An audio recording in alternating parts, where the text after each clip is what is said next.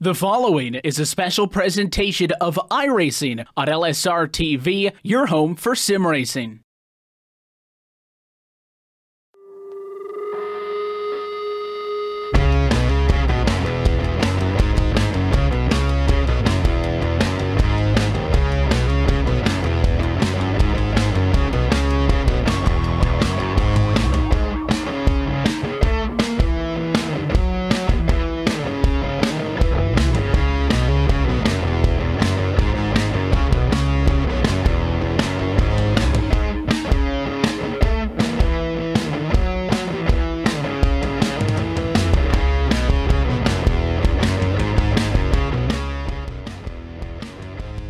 Good evening, sim racing fans, and welcome to LSRTV's continuing coverage of the Full Throttle Real Sim Racing Cup Series presented by English Auto L.L.C. live on YouTube and Facebook Live. Tonight, we conclude our West Coast swing with a trip to Fontana, California, where our drivers will do battle on the 2-mile track known as Auto Club Speedway. I am Brian Macklin, and joining me tonight in the broadcast booth is my colleague, Gary Weaver, and who could possibly forget Cisco Scaramuza down in the virtual production trailer pressing all the buttons and making this broadcast possible tonight. And I'm going to welcome Gary into the booth here real quick. This is a really fast racetrack. These guys are going almost 200 miles an hour when they sail off into turn one, but the tires are going to be a big factor in tonight's race. What do you expect to see out of these guys tonight? Well, early on, we have 95 laps, so these drivers are most likely going to at least manage for the first 40 or so laps before they actually have to pit. So tires are definitely going to be something to watch out for, especially the right front. That thing is going to get worn really hard. Absolutely, and this track is a very wide track. You're going to see a lot of great racing here tonight, and I do believe we're going to see the tires be at a premium here tonight. We saw yesterday in the Monster Energy Cup Series, just after 3 laps and a caution, everybody came to pit road for fresh tires. I have a feeling we're going to see something very similar to that here tonight as well. And as qualifying is nearing its conclusion, we've got most of the drivers that have turned a lap so far, and right now Carl Shedd is at the top of the board with a 38.42. He actually ran almost a tenth and a half quicker than what he ran in practice, so pretty impressive pickup for that number 45 machine. He's done an amazing job as well. I'm watching Andrew Jones. He topped out at about 208 miles an hour heading into the corner, so that's also going to be something to watch out for as your points are now on your screen. And you can see just how competitive this season has been so far. And we've had 3 different winners so far in 2018. Of course, Spencer Preet kicked off the season with a win at Daytona. Then we had Daniel Eberhardt go to victory lane. And then last week, who can forget David Washington going to victory lane out in Phoenix, rather. A very impressive drive by him. And I have to pose the question to you, Gary. We've had 3 different winners so far in 2018. Can we expect to see a repeat winner for the first time, or do you think we're going to see a 4th different winner here this season? Well, that just all depends on, again, mainly these tires is definitely going to be something to look out for. But if pretty much anybody comes down to anybody's race here, again, you mentioned Spencer Preet. Well, looking through the starting lineup, I do not see him as of yet, although I'm just glancing over. He has not yet qualified, actually. Now he is heading out on track to qualify, so I'm going to see where he ends up. A repeat winner or not? Well, that just all depends, again, on how many drivers have tires, how much they manage, and oh, hello. Looks like we have a donation. And one notable absence here tonight is our defending series champion, David Comstock. He is not in the server as of right now. Still has a couple of minutes if he's going to get in and try to be a part of this race here tonight, but not here. And that was actually a talking point I was going to bring up tonight. Through the first 3 races of this season, he is 28th in the points and is having a rough go of it so far. Unfortunately, not looking like he's having the season that he would like to go out there and repeat that championship. He certainly have to get back on the way once he gets back into the race to really have a chance to get into the playoffs and have a shot at winning the championship for a 2nd year in a row. So unfortunate circumstances for him have kept him out of here for tonight. But definitely one of those things that once he gets back out on the racetrack, he's going to have to really get his A game going. Yeah, it's all just going to come down to focus and, again, tires. I'm going to sound like a broken record, and I already do. I'm well aware of it, but tires, fuel management, just have to figure out what correct line to run. I want to correct myself, actually. I was scrolling up through the chat over here on TeamSpeak looking for something, and we do not have a donation, so that was on me. So my mistake, but hopefully we do. If someone does, thank you in advance. There you go, and that donations, of course, are always accepted. And qualifying is about to wrap up here. I have about 30 seconds left in qualifying. And it looks like unless somebody can knock Carl Shedd off, he's going to be our pole sitter here tonight. As there's still a couple of drivers at the back half of this field that have not put up a lap. But at this point, if they're not already on the track and have their lap going, they're not going to be able to put up a lap. So just going to wait and see what happens here. But it does look like he's going to be on the pole, and looks like Daniel Eberhardt will start to his outside here momentarily. But a very impressive drive nonetheless for these guys, and qualifying has concluded, and Carl Shedd will be your pole sitter for tonight's race here at Auto Club. And with that, we're going to go ahead and take this opportunity to go through our starting lineup for tonight's race. And as I just said it, Carl Shedd sat on the pole with that very impressive lap of 38.428 into his outside, and by 0.02 of a second, Daniel Eberhardt will start second at a 38.43. Very close for the pole right there. Then you got Brandon Bowie starting in third, David Washington will start fourth, and Andrew Freenars will start fifth here tonight. Gabe Wood starts in that 6th place position. Chris Hurlow starts to his outside in 7th. 8th is going to be Rod Flaggen at number 23. And then beginning the 38.7 time starts with Sean Casto in the 9th place position. Tommy Rines rounds out your top 10, just right beside him on his outside. And how about Galen Goodman getting an 11th place qualifying effort here tonight? Aaron Bennett will start to his outside, starting P12. Then we have Michael Guerrilla starting P13. James Ross will start 14th. Then we have Shane Ewing starting in the 15th spot. AJ Browning starting in 16th, 17th to AJ's outside is going to be Eric Stanford at number 19. Dwight Beverly starts 18th. Seth the Merchant starts in the 19th place position, and Dwayne Vincent starts in 20th.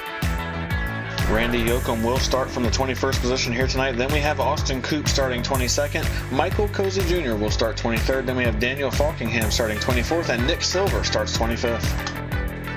26th goes to Braden Whittaker.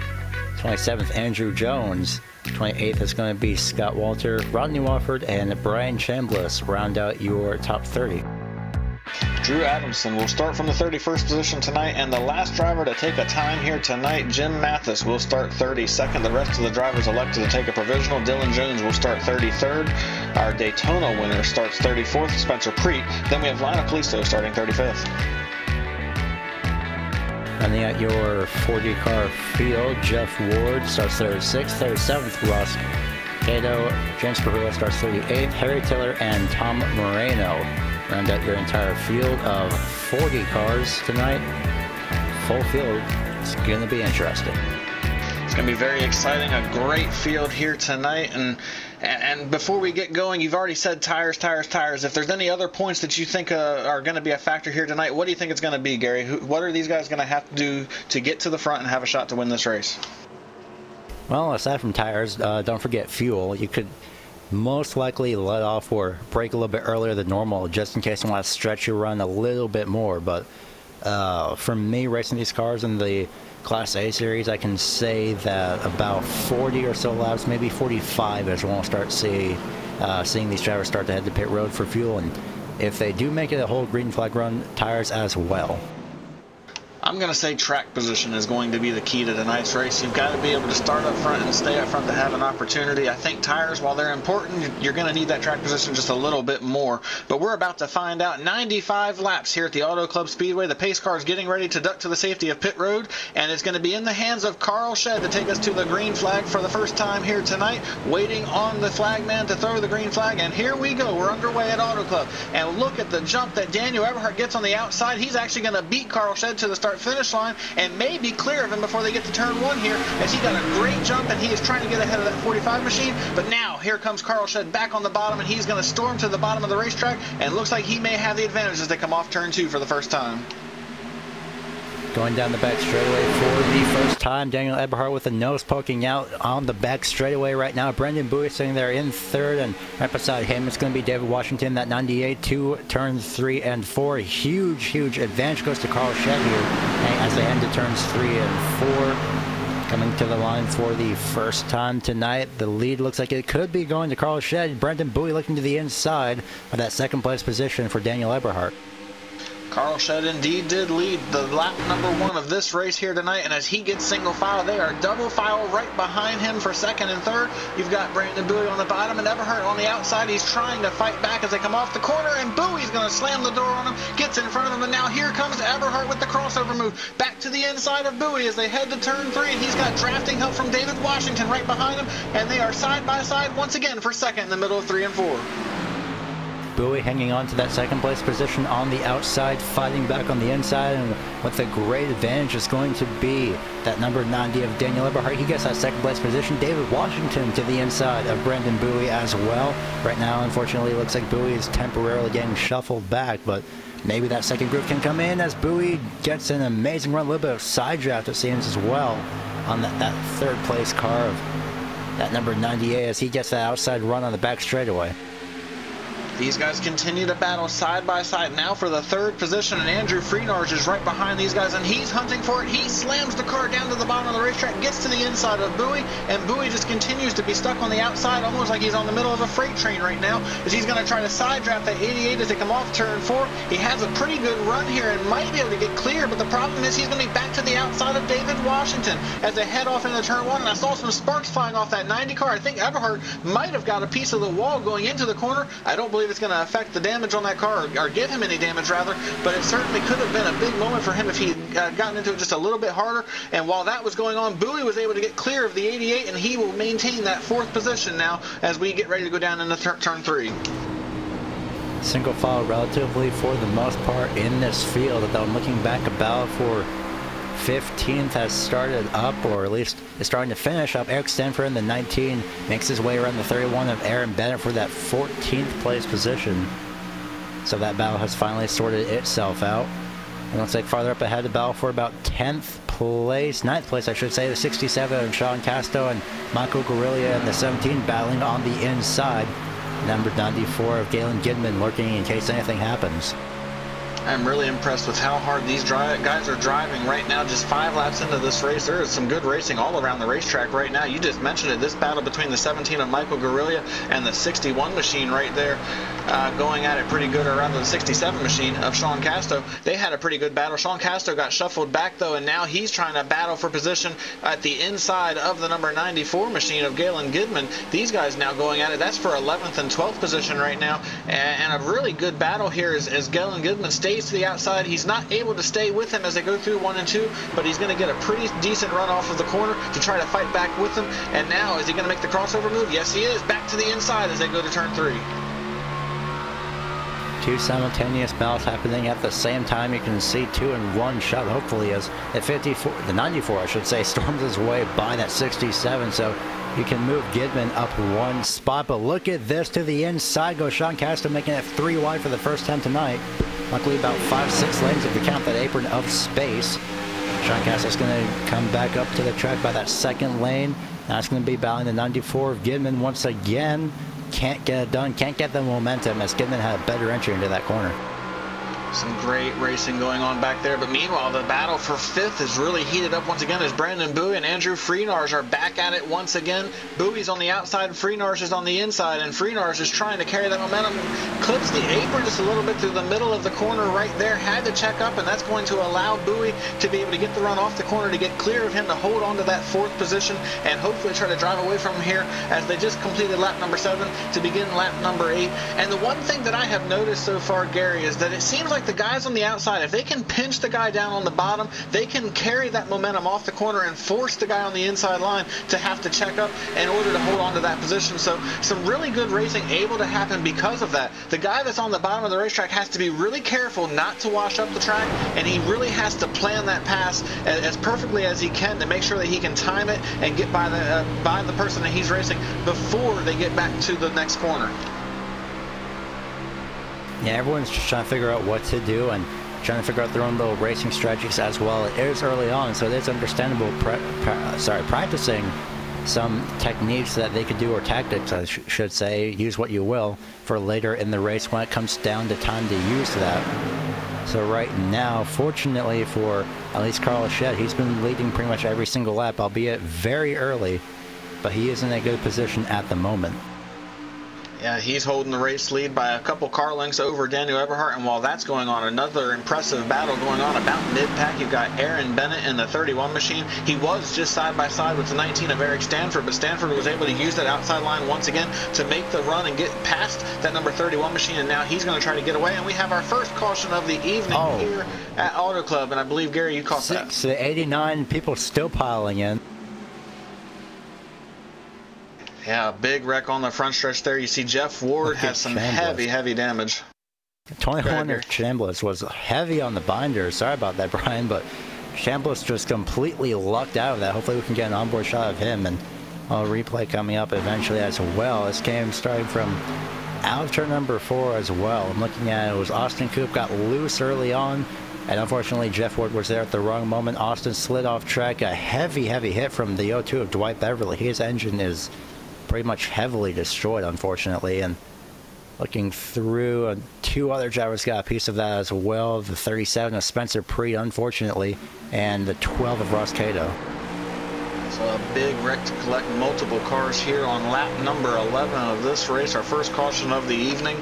And unfortunate for several of our drivers back there, and for one, Jeff Ward especially. He's had a pretty rough start to this season so far, and it doesn't look like it's going to get any better for him here tonight, as it looks like his night might effectively be over after that wreck. He had some really significant damage. The motor was smoking. I don't know if he's going to be able to get back out there, but very unfortunate for everybody that was caught up in that wreck. But now, Gary, we get to see for the first time tonight some pit stops here, and I have to believe you're going to see everybody come to pit road, and more than likely are going to try to get 4 fresh tires. If you look at the drop-off on lap times, from the first lap at speed, Carl Shedd ran a 38.84. Well, when that caution came out, he ran a 39.74, so almost a full second in less than 10 laps of green flag racing. Have to believe everybody's going to want 4 fresh good ones here. Yeah, it's been 10 laps, and it's rightfully so to actually head to pit road, as here comes pretty much everybody. No surprise there, going to be staying to the far right-hand side of pit road. This is going to be the one time where you have to be crucial on your entry and exit of your pit road as well, pit stall I should say. Don't overshoot and, well, do what I do, or at least what I would do. Brake early when you actually see your pit stall, just make sure you're out of the way of everybody else. And as these guys roll down this very long pit road, this is going to be their first opportunities. They cannot make a mistake. No sliding through your pit boxes. It looks like all of our leaders got into their boxes cleanly. I don't see any issues. Waiting to see who's going to do what. If anybody's going to take 2 tires, it doesn't look like it, as everybody has gotten their right sides and now the left sides are up. And I believe everybody's going to make that race off pit road with 4 fresh tires, and Carl Shedd will easily win the race off pit road. Looks like Daniel Eberhardt will come out in the 2nd position, followed by David Washington, Andrew Freenars, and then Brandon Bowie. So not really a whole lot is going to have changed at the front of this field. Looks like it's going to basically be exactly what we saw. There is one driver that has stayed out on the racetrack as of right now. That is the 5 of Jim Mathis. I'm not sure if he's staying out just to lead a lap or if he's going to actually stay out there. We'll see here in just a moment. But as of right now, he would be scored as your race leader if he doesn't come to pit road. I'm pretty sure he was just staying out just to see what everybody else would do. Again, maybe Jim has something else in mind. But it does look like he is on the apron right now, so it does look like he'll be heading to pit road. Probably just wanted to stay out for that 1 lap just to see if he could get that 1 lap lead. Unfortunately, though, as of the start-finish line, he was up to at least 7th place. Nice paint job, though, as yeah, someone in the chat saying that as well, taking a while for everyone else to catch up. And I do believe, however, that we will be getting the 1 to go signal this time around.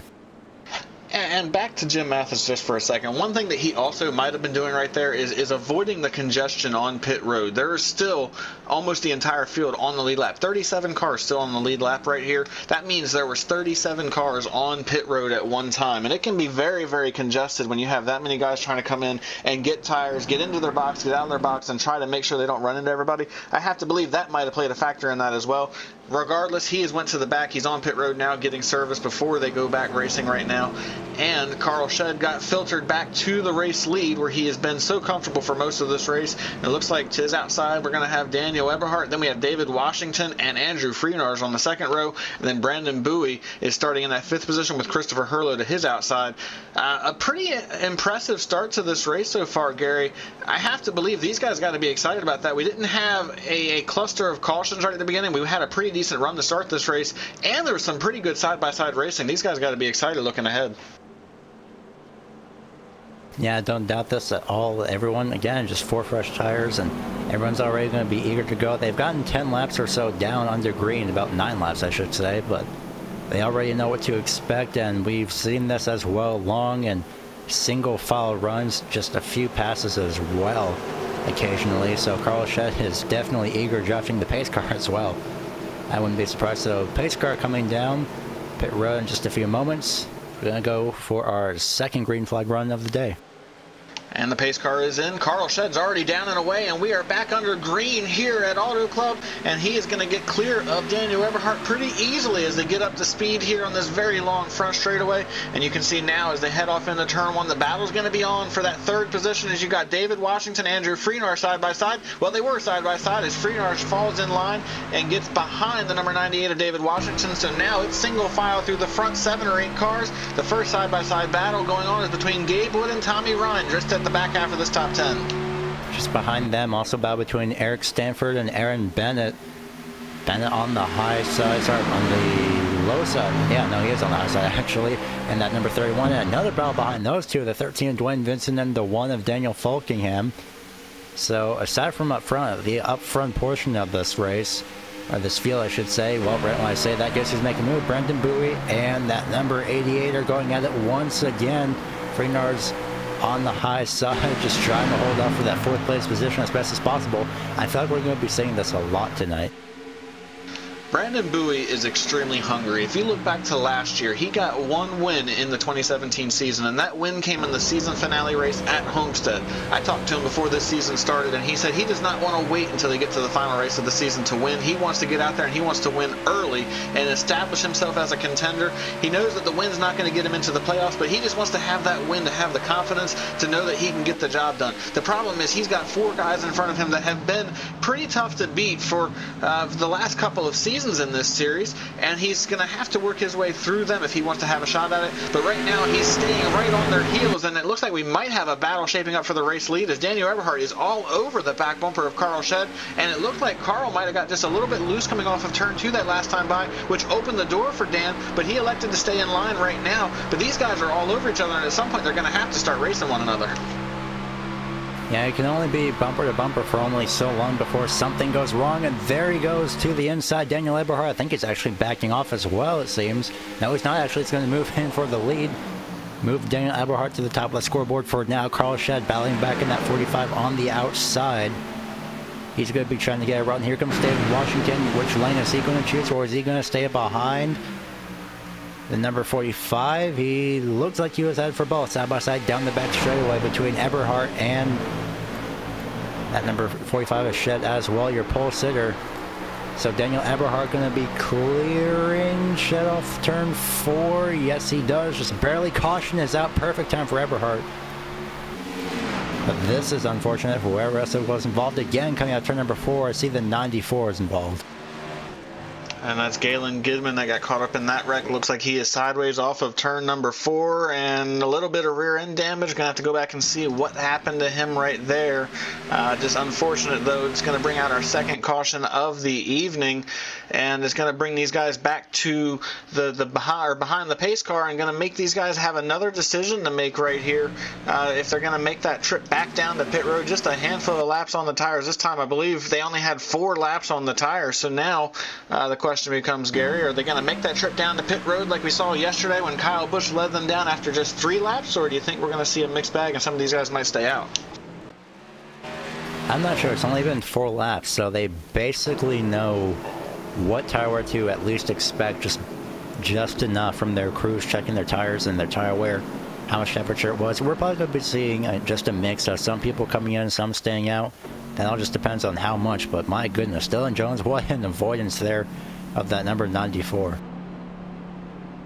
And it looks like everybody's going to be on pit road right here as Daniel Eberhardt led them down, and he's the first of them to come to the attention of their pit crew. And I have to say, I'm not really too surprised by this call. You know the tires are at a premium, and you have to believe that pretty much everybody around you knows the same thing. So why not come in, get your 4 fresh good ones, and make sure that you're good to go. Although I would say this is an opportunity for some of these guys that might be in the middle of the pack. If they want to go for 2 tires, there's only a few laps on those left sides. They might be able to pull it off and make something happen. But it looks like everybody at the front of the field is going to go for 4, and as soon as I say that, Brandon Bowie's on 2 tires, and he's going to win the race off pit road. Looks like Lionel Callisto may have made that same call, as well as Sean Casto took 2 tires. So those 3 are going to be your first 3 off of pit road. It's going to mix things up at the front of the field. Daniel Eberhardt looks like he's going to be the first one off of pit road with 4 fresh good ones, and then we've got Carl Shedd and David Washington right behind him.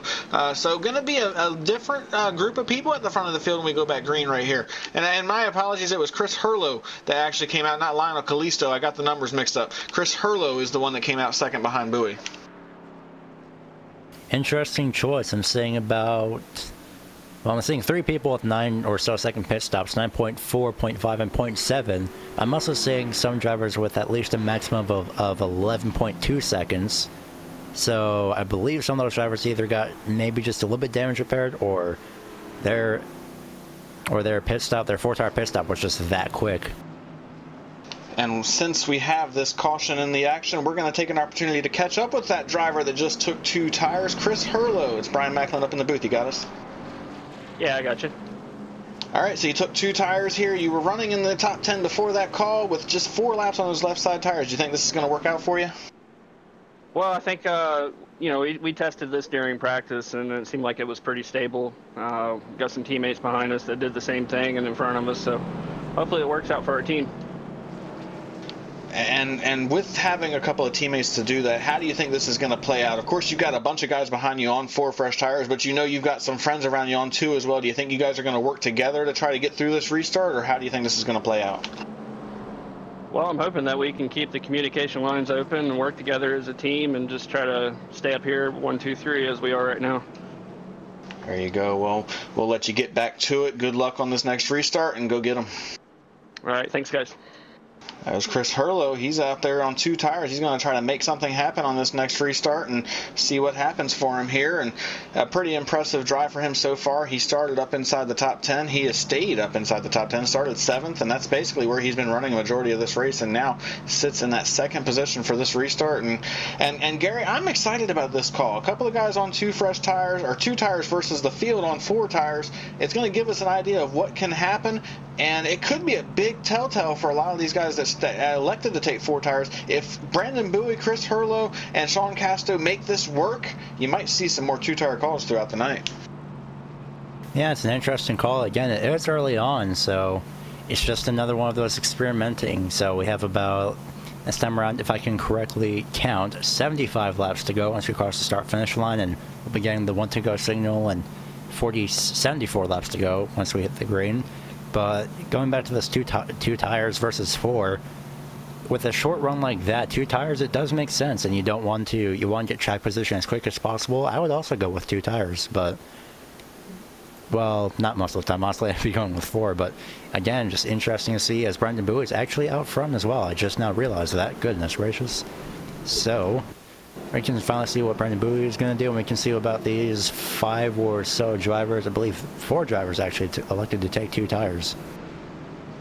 And you know what, as a driver, if I'm going to do 2 tires, I want to know what it's going to do at the beginning of the race. I don't want to make this call with 15 laps to go in the race and not know what to expect. I want to do this early, and then if it doesn't work out, I know, okay, this isn't an option for later. But if it does work out, I know with confidence that I can take 2 tires at the end and have an opportunity to actually hang on and maybe go after the win. I don't want to make this call with a complete unknown. And I like what Chris Hurlow said. He told us that his teammates practiced this in practice session. They went out there, they ran a few laps, then they came in and took 2 tires and went back out there to see what the balance of the car was. I really like that because it gives you an idea beforehand. However, that is different from race conditions, and that's what we're about to see for the first time. A couple of guys on 2 tires in race conditions where you've got 35 guys behind you that are on 4 tires that are going to be all over you when we get ready to go back going. And right now we're about to get back going to racing because the pace car lights are off and they are about to duck to the safety of pit road one more time for our 3rd restart start of the race with Brandon Bowie in control. Chris Hurlow and Sean Casto right behind him with Dan Eberhardt and the number 45 of Carl Shedd, our pole sitter. Green flag is in the air, and here goes Brandon Bowie, and they are still side by side as they head off and cross the start-finish line. Now Bowie is able to get clear for the race lead, and he pulls up in front of the 87 of Chris Hurlow, and side by side for third, Carl Shedd and Daniel Eberhardt as they head to one. And to turn one, a scramble of cars behind them. The 90 is going to be inside, or should I say the outside of Sean Casto. Eberhardt trying to bow back as Casto gets a little bit loose coming out turn 4. Carl Shedd makes a really hard dive to the inside to avoid whatever contact that he can. Side by side there for that 4th place position. Sorry, 5th place I should say, is now at 67. Sean Casto's going to fall back to side by side of David Washington. To the inside for that 2nd place goes Daniel Eberhardt. Just right beside Chris Hurlow, one of the drivers that has taken again 2 tires. And look at Brendan Bowie and the gap that he has made.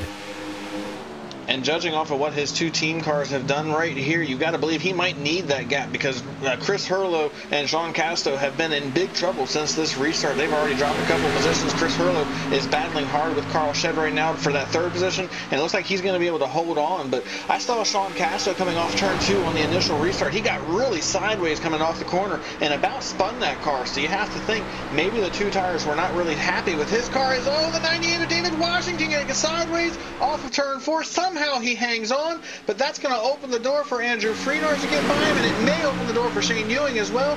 What an incredible save by David Washington right there. That could have been tremendously bad for everybody around him if he wasn't able to catch that. That was insanely close, and oh my goodness, I'm already stressed out, and I'm just watching this. I've said that before, and I know how that ends, and it doesn't usually end well, but we are 3 wide right behind them, the 17, the 67, and the 24. Almost in that exact order. 3 wide into the corner. Nick Silver in that 24. 67. Castro's going to back out just to play it safe. He's going to fall. He's got a clear lane to the inside.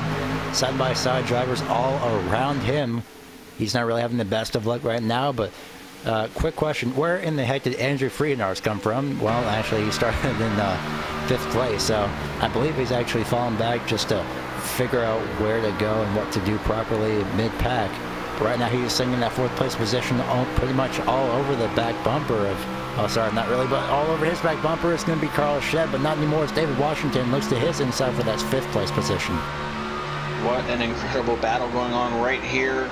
These 3 drivers, then you look right behind them, there's a gaggle of cars. You've got a 3 wide action going on as the lap car, the number 4 machine, coming off of pit road right there, Braden Whittaker, as he almost causes a big one coming off of turn number 4, and these guys are just scrambling to try to find a way around him right now. And look at this, they have fanned out. They're almost 4 wide going down the front stretch right now, and now they continue that 3 wide going on as Sean Casto is in the middle, and he almost made contact with the lap car, and these guys just cannot seem to catch a break from one another, and the battle continues going on as Michael Guerrilla right in front of these guys. He's battling with Nick Silver and Shane Ewing, as well as Seth DeMerchant, and they're racing like this is the last lap right now. These guys need to realize they still got 70 laps to go in this thing. No, don't tell them that. This is exciting, to be honest, but just make sure that they don't actually do anything over-aggressive. Side by side, 2 by 3. I believe I said that right. Yes, I did. And this is all basically just for that 6th place position. Sorry, 7th place, I should say. And to the inside right now goes the number 24 of Nick Silver. It's going to be on the inside of Shane Ewing if that 17 of Guerrilla can get by him. But behind Silver is going to be both the 11 of Dylan Jones and Seth DeMerchant. They're side by side. I'm pretty sure Seth DeMerchant started just a little ways back in the pack. 19th position is where he started. And just behind them is going to be Gabe Wood. And speaking of guys that are coming from the back, how about Dylan Jones and Nick Silver? Nick Silver started 25th. He's up inside the top 10 right now, currently scored in the 9th position. And Dylan Jones started 33rd and currently scored in the 11th position. So these guys are charging through this field. And actually, Dylan Jones moves up into the 10th position with a pass on Seth DeMerchant right there to move a little bit further ahead. But some guys that started deep in the field really starting to climb their way up through this thing. And we're only 28 laps into this race, but a great battle going on back here. And nothing has changed at the front of the field other than the fact that Daniel Eberhardt has ran down our race leader. It's still Brandon Bowie out front, but Eberhardt is right there about a car length off of his back bumper. And so while all that amazing racing was going on, we kind of lost sight of the fact that we had a battle starting to shape up for the race lead, as now it becomes a question of how long can Bowie hold off that 90 machine and how hard does he fight to hold him off at this point once Eberhardt makes that move to try to get by him. Well, that depends on what Bowie wants to do because, well, last time around, 0.2 faster was Daniel Eberhardt. And, of course, it does make sense as he is in the draft. And these two have enough space to do pretty much whatever they want to the inside, looks Eberhardt. Well, never mind, actually. That was just from the camera angle that I was looking at. Eberhardt still, I believe he's just playing mind games right now, but he could make a move as he's pretty much on top of that back bumper of Brandon Bowie right now. He could essentially bum draft him if he wanted to. He looks to the inside. Bowie also heads down. About a foot of space. You can't really put anything between the front bumper of these two, as they are literally just tandeming heading into turn number 1. And I agree with what you said. I think right now Eberhardt's playing a few mind games with that 43 machine. I believe that if he wanted to make the move to go past Bowie for the race lead, he could do it pretty easily. He ran down Bowie from almost a half a second back to get right on this back bumper. And he's been consistently quicker than him since they got back going on this restart. But I think at this point, he just wants to get in Bowie's head and see if he can force Bowie into making a mistake. As Bowie gets sideways off turn 4, that could have been the mistake that Eberhardt was looking for. And now here he goes to the bottom of the racetrack, down to the apron as they run down the front stretch. And he will get side by side with Bowie. And now the question becomes, does Bowie put up a fight? And I believe the answer is going to be yes, as he stays right on the door of Eberhardt through the middle of 1 and 2. And now who can get the run off the corner? We're going to have to wait and see. As Bowie goes way wide, almost makes contact with the wall, and somehow he's able to stay in it, and they stay side by side for the race lead. For now, side by side, Bowie had a very scary moment coming out of that corner, and well, he's still hanging on to that outside as well. My goodness, and now he finally backs off, and I'm pretty sure not by choice as well. Daniel Eberhardt into the lead. Bowie with the crossover coming out of turn number 4 as well to look into the inside, and Daniel Eberhardt tried to protect as well, but Bowie is saying, you know what, if you're going to do this to me, then I might as well do it back to you. Whatever you can do, I can do better. And, well, you can move Brendan Bowie back to the lead as Daniel Eberhardt had that lead at the start-finish line.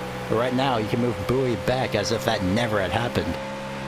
Crossover move to put him back to the race lead, and it looked like Eberhardt backed off. He was going to try to get the run off the corner, but I don't believe he got the exit off of turn 2 that he was looking for. Was not able to get back to Bowie to make that move to get to his inside, so he had to settle in right behind him for this second position. And the problem with these guys racing as hard as they are is if you look just behind them, just out of shot right now, David Washington is really beginning to close in on these guys. He was almost 2 full seconds behind just 3 laps ago. Now he's 1.1 seconds behind this battle going on up front. So if they stayed racing like they have been the last couple of laps, I think you're going to add another car into this mix. And you don't want David Washington getting up there and racing with you. Once he gets up front, he can challenge for the race lead. He can be pretty hard to beat, and you don't want him getting away from this thing and possibly going for 2 in a row.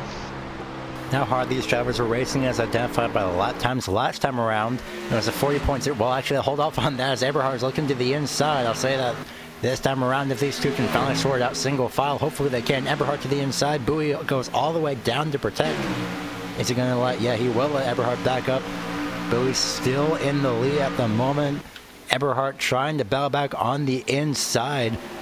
Just again, just even up, dead even. Right now, Bowie has the advantage just ever so slightly coming out turn number 2. Eberhardt with the run right now. David Washington is most likely enjoying this view right now, no doubt. As I head down the back straightaway into turns 3 and 4. I'm going to figure out whose car is stronger. Chevy versus Ford. Chevy on the hot side, 4 on the low side. Sliding up was Daniel Eberhardt. Got a little bit of contact, I think. Yep, Daniel Eberhardt did get loose coming out turn number 4. So Bowie's going to head back down to the inside. And here comes David Washington ever so slightly, lap by lap.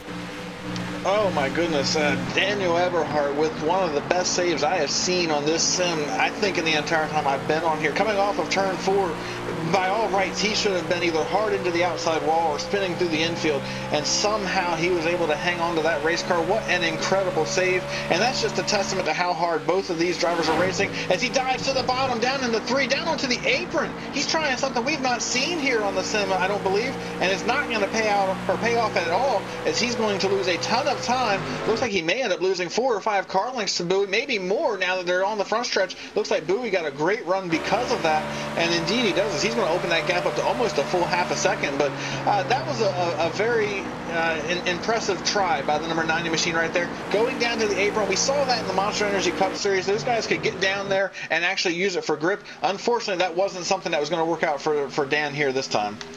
I have not seen, I've forgotten where I've last seen that. I know I've seen that before, I just can't remember where. Now I remember about well, actually, no, not really, but right now, about between the 57 and the 23, because these two are battling really hard side by side, I believe, but my goodness. Yeah, Seth DeMerchant and Nick Silver battle just outside of the top 10, and now Dwayne Vincent's right in the middle of this thing as well, as these guys have gotten pretty racy. I think they saw what was going on out in front of them. They're like, hey, I want to put on a show too. I want to make sure that you guys know that we're back here having some fun too. And you can see exactly that as here comes Dwayne Vincent. He's rolling that middle groove and got a great run coming off the corner, gets side by side with Seth DeMerchant now as they work down the back straightaway, and that's going to open that door for Dwayne Vincent to possibly be able to work his way on by him. Now as they go down off into turn 3, he's going to have to try to squeeze down on the door of Seth and try to keep him from being able to get the run off the corner, and it looks like he might actually be able to pull that off, but here comes Seth DeMerchant back trying to draw even with him as they come off the corner, but Dwayne Vincent's got the advantage now as they head to the stripe, and it looks like he will get clear of that 57 machine to take control of that 12th position. Battle's starting to shape up all over the rest of the track, as well as right now to the inside of Daniel Eberhardt's going to be David Washington. He's finally caught up with him, and so has the 80 of Andrew Friednars. He's at least, again, just lurking in case something happens, as these drivers are going to be passing Spencer Prue, who unfortunately got involved in the first incident coming out of turn number 4 earlier on in this race, about 10 laps or so in. But David Washington now is starting to give Daniel Eberhardt a little taste of his own medicine in his own way, but I'm pretty sure that Washington was enjoying that battle. He's just saying, hey, I want to join in, and guess who else joins in? Andrew Friednar. So basically, you can just pretty much put all 4 of these drivers under the same blanket, because Brendan Bowie has the lead for now, and he's actually doing a great job about equal with David Washington's time of a 40.5 last time around, but Friednar's, he's definitely got something in mind. Yeah, these guys are within a second of each other. The top 5 drivers are all within a second. But while that's going on, you've got to look at this battle still around Seth DeMerchant, Rodney Walford, Dwayne Vincent, Tommy Ryan. This has been an impressive battle for a number of laps now, and it just continues to go on and on. As Seth DeMerchant got shuffled out to the outside line, and Rodney Walford's going to be able to make pretty easy work of him, and it looks like so will Tommy Ryan. And here comes the 31 of Aaron Bennett as well. A really great battle going on the back half of this field, or outside the top 10, I should say, rather.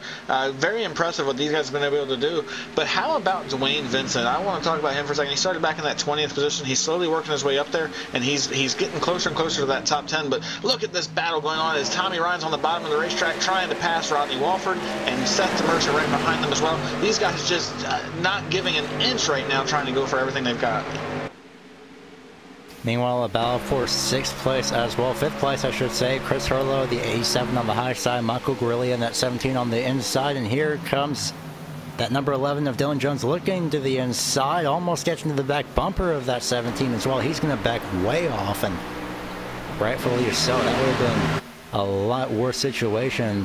Dylan Jones making sure that he's actually giving just more than enough space as well.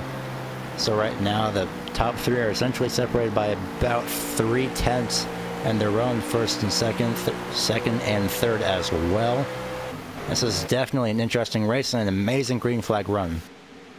Oh, and we had almost a wreck coming off of turn 4. Shane Ewing almost made contact with the turn 4 wall. He was actually racing with Gabe Wood, got loose, and almost took Gabe Wood for a ride coming off the corner. Impressive save by the number 32 machine to gather it up and not really lose a whole bunch of time right there. He's going to fall behind Nick Silver, but that's all he's really going to lose. He's going to lose 1, maybe 2 spots. And with all that being said, just an impressive save right there for him. And I want to talk about the 2-tire call that we saw real quick. We talked about that and how we didn't know how it was going to play out. Well, for Brandon Bowie, it has worked out pretty well. He started in the lead, and he has stayed there since the drop of the green flag on this restart. He is a little bit slower right now as these guys are beginning to chase him back down. But still, this is something these guys may look at. If we get a short run at the end, maybe a caution to bunch them up, you might see somebody go for the 2 tires to try to make things happen for him. Hopefully those 2 tires do help him out, but for now, not so much, as here comes Daniel Eberhardt once again. He has finally managed to catch his way up after trying out that move on the apron, trying to get some type of advantage. Again, I cannot remember when the last time I saw that. I think about 2014 or so, and Here comes Eberhardt. Bowie slides up just a little bit, coming off turn number 4. Eberhardt once again to the inside. The rivalry has been reignited, proverbial I should say. Eberhardt gets the lead that time around, halfway. About half a car distance at the start-finish line, heading into turns 1 and 2. Don't count David Washington or Andrew Freenar is behind him, but Brendan Bowie for now is battling back on the outside. Eberhardt clears. Bowie coming out of turn number 4, so he can put the 90 and the 43 in that exact order. But soon again, it could probably be back to 40 and 90. 43 and 90 is what I meant to say. Bowie looks to the inside. Into turns 3 and 4. Nothing as of yet. Yeah, I think those left sides have finally begun to give up on that 43 machine, but what an impressive drive to be able to hang on to the race lead to this point. I think he's finally going to have to concede that victory to Daniel Eberhardt right now, as Eberhardt will move out in front by a couple of car lengths over that 43 machine. But he was able to hold on from the restart, which happened on lap number 22, until lap 44. He was able to stay at the point, or was able to battle with Eberhardt to that point before it really gave up. So I think that two-tire call definitely a success for him, and it put him in a position to be able to chase these guys and maybe keep up with them in the long run here. And we have to start thinking about the possibility of green flag pit stops. It has been about 23 laps or so since we saw these guys on pit road. When they went back green, there was about 73 laps to go. They can make it on a one-stop strategy from here.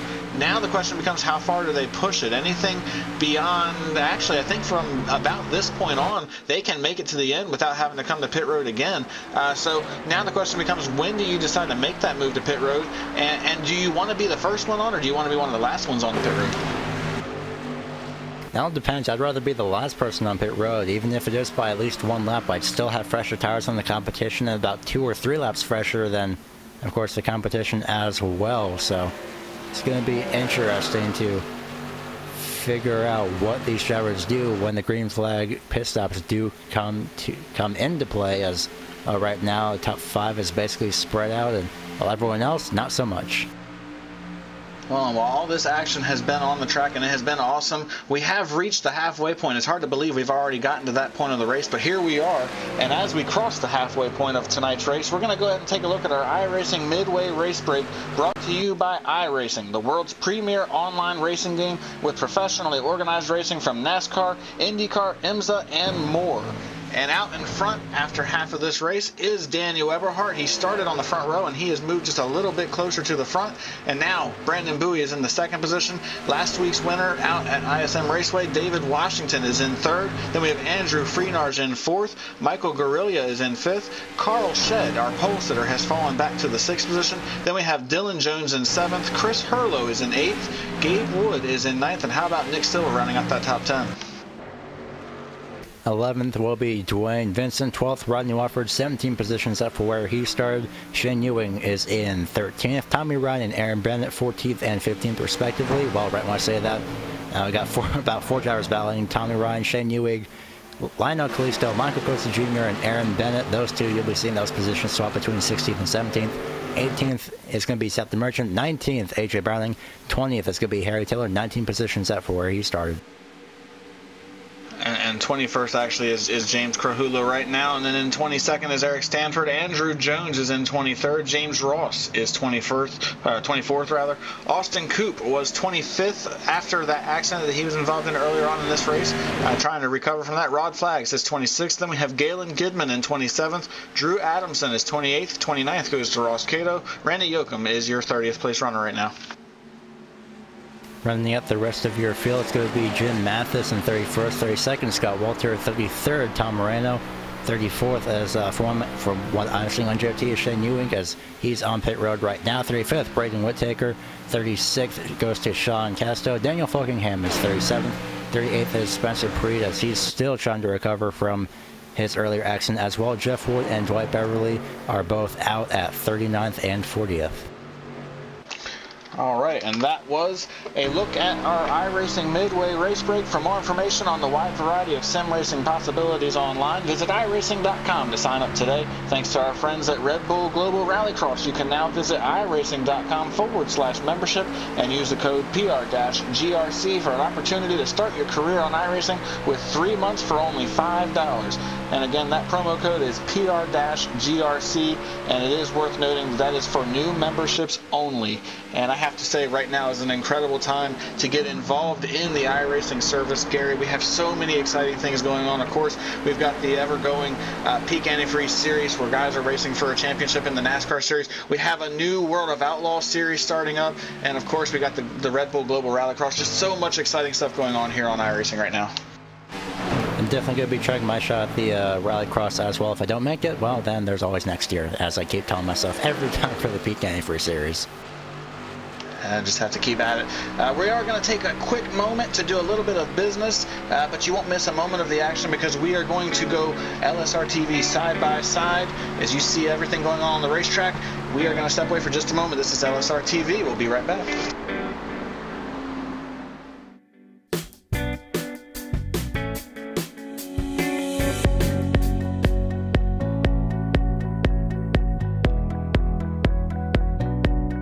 So obviously you guys have come from the virtual world to reality. What do you think about a sim racer coming in the real world? What were your expectations coming in? Coming from iRacing, you know, a computer program basically down here to a real world scenario where you got all these guys with all these years and years and years and years of experience that are also using iRacing as a tool to come out and run against those guys and beat them and finish ahead of them and show them, you know, there's a thing or two you might be missing is fantastic. You know, I mean, that's a skill that I know I don't have, and I can appreciate it because I'm terrible at iRacing.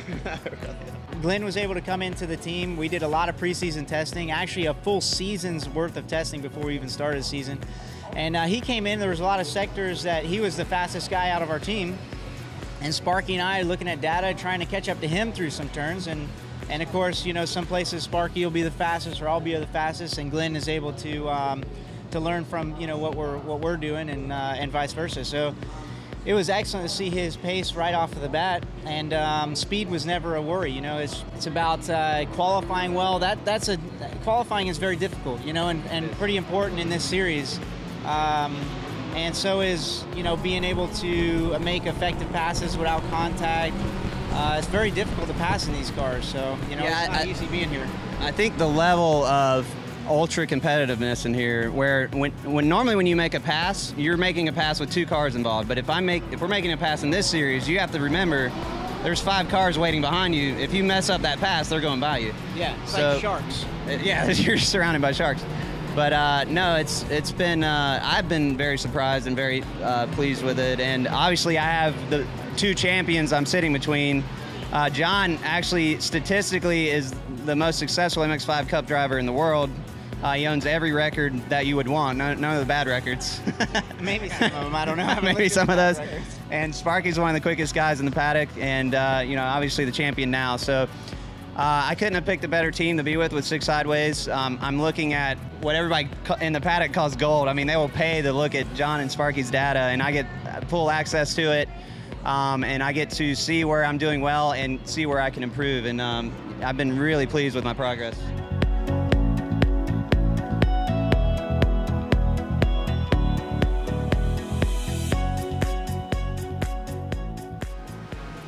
Welcome back to LSRTV's continuing coverage of the Real Sim Racing Full Throttle Cup Series presented by English Auto L.L.C. And we have the first of our green flag pit stops beginning to happen here as Brandon Bowie had to pit from the 4th position to come to pit road for some 4 tires and fuel. And we believe this will probably bring the rest of the drivers to the attention of pit road pretty quickly. And as I say that, here comes Daniel Eberhardt also on to pit road. And after you see Brandon Bowie in that 4th position come to pit road, if you're any of the guys that he was racing with, you know you have to come to pit road immediately. They have already lost almost 3 full seconds from the beginning of this run to the end of this run, so definitely very important to get on pit road as quickly as possible here. It's even more important that you don't overshoot your pit stall, and unfortunately Chris Hurlow has done that. When he went to enter his pit box, he overshot just by a foot or so. And unfortunately, that sent back just a lot more than he wanted to expect. Of course, that if it adds up on pit road, well, next thing you know, it's just really unfortunate for something to happen. Hopefully he can make it up on track, as right now Daniel Eberhardt's leaving pit road, and of course here comes more in just a few moments. David Washington in pit road, so is Michael Guerrilla, Lionel Kalisto, Seth the Merchant, AJ Browning, and pretty much everybody else. Some impressive pit stops going on right now, and while all these green flag pit stops are going on, we'd like to remind you that the Full Throttle Cup Series is presented by English Auto L.L.C. And English Auto is a full-service luxury automobile repair center in Odenton, Maryland, conveniently located to serve both the Baltimore and D.C. markets. English Auto specializes in Jaguar, Land Rover, Mercedes, Volvo, and BMW service. Founded in 2007, English Auto is now in its 11th year of business, and with a staff that has over 60 years of combined experience in the automotive service industry, English Auto has an A+ rating from the Better Business Bureau. For more information, visit them online at www.englishauto.us and through social media at facebook.com/English Auto and on Twitter at #EnglishAutoLLC. And what an incredible series sponsor they have been so far. And while that was going on, it's worth noting that Seth the Merchant did have some issues. He spun around, did not bring out a caution, but unfortunately trying to get on the pit road, that number 57 machine just was not able to stay pointed in the right direction, and it's going to cost him a significant amount of time when this thing's all said and done. Yeah, he was really heavy on the brakes trying to get to that 55-mile-an-hour speed limit, and well, that cost him 52.9 seconds total on pit road as compared to, say, Daniel Eberhardt's 45.7 seconds in pit road total. So, of course, no matter, again, you just have to be as careful as you can because it will end up costing you. But right now, Rodney Walford is in the lead. Same with James Krahula, and I see Cozy Jr. and Jim Mathis also noted in pit road as well. But Walford is stretching out his run a little bit more than anybody else. He's going to be slowing down. Preet's going to have to move out of the way. Here comes Walford to pit road. And he does. You're going to see how he enters. He's on the brakes, see if he smokes the tires, and he doesn't. Perfect timing as well. Perfect timing for that speed, I should say. Right now is just Walford. And Rodney Walford will give up the race lead to James Krahula as a result of that pit stop. And these guys are giving up so much time right now. James Krahula last time by ran a 41.37. If you go and compare that to Daniel Eberhardt, who's on fresh tires, and he's actually racing with Brandon Bowie right now for what could be the race lead. He ran a 39.51. That is almost a 2.5-second difference from what these guys are running on old tires compared to those on fresh tires. And how about Brandon Bowie able to jump ahead of Daniel Eberhardt to move into what will be the 4th position, and still about half the track behind a couple of these guys that have not come to pit road, James Krahula, Shane Ewing, and Tommy Ryan. And to put it into perspective, they were only about 5-6 seconds off the race leader when this was all said and done. But now, when they come to pit road, they're going to give up easily about 45 seconds or so, and they're probably going to be 15 to 20 seconds behind these race leaders once they finally come down to pit road. Oh, and Daniel Eberhardt's going to get held up by slower cars because he's got fresher tires. Brandon Bowie dived down to the inside, practically 4 wide right now. And there they are in the travel to the exit, 4 wide heading into turn number 1. Somehow everybody makes it by okay. My goodness. Well, the 99, that 37 is right now. Eberhardt's going to be looking to the inside. 32, I should say, is my mistake. Those two are on older tires. 39.7 by both Bowie and Eberhardt versus a 40.3. So by Shane Ewing or Tommy Ryan. So pretty much just an entire second faster. Those two are both Brandon Bowie and Eberhardt. And my apologies for just a moment. Tommy Ryan and Shane Ewing have both been on pit road. They were actually on pit road a significant amount of time sooner than everybody else. They came on pit road around lap 50, where everybody else didn't come in until almost lap 58, 59. So a big change there for those guys. And unfortunately, it's costing them a ton of time right now. You saw how easily Daniel Eberhardt and Brandon Bowie were able to work by them. The only driver that's left out on the racetrack right now is James Krahula. He's the only one that has not come to pit road.